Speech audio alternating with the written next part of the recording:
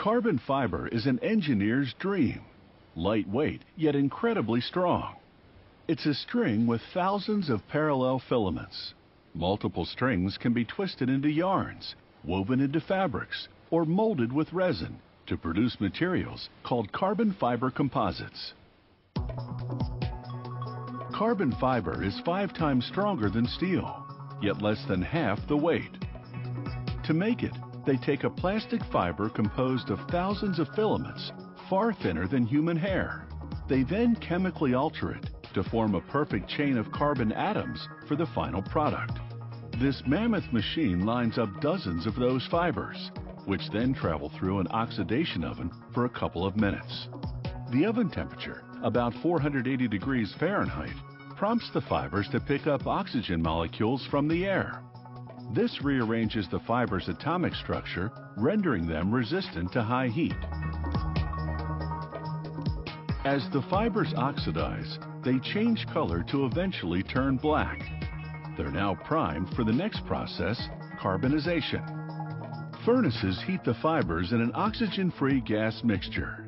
This expels the non-carbon atoms and transforms the remaining carbon atoms into tightly bonded crystals, running parallel to the length of the fiber. This gives the fiber its strength. The exiting fibers travel through a bath of electrically charged water that etches the fiber surface so they'll better absorb resin. The next station applies a light preliminary coat of resin. This will strengthen the fiber's chemical bond to the molding resin. A spooling machine winds each fiber, now referred to as a carbon fiber toe, onto a bobbin, which buyers either weave into a carbon fiber fabric or mix with resin to mold a product.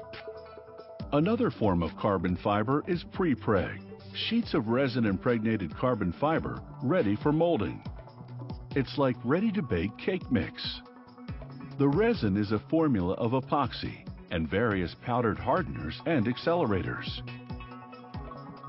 Workers pour the resin into a filming machine, which spreads it in a thin, wet layer onto paper. The paper is pre-treated with a release agent to prevent the final product from sticking, like spraying a baking pan with non-stick coating. Another machine, meanwhile, groups 200 to 300 carbon fiber toes into a giant band of fibers called a web.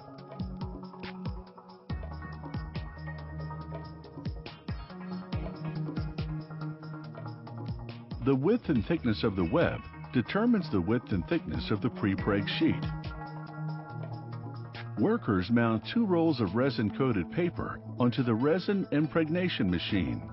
A heating element warms up the web as it enters to facilitate resin absorption. Then the heated carbon fiber web is sandwiched between 2 sheets of resin-coated paper. High-pressure heated rollers thin out the resin so it penetrates the millions of carbon fiber filaments. Cooling plates then turn the liquid resin to gel so that the next station can remove the paper, which pulls off easily thanks to the release agent. The next station covers the top of the pre-preg sheet with polyester film. This prevents the pre-preg sheet from sticking to itself at the end of the line when it's wound into a roll like a fruit roll-up.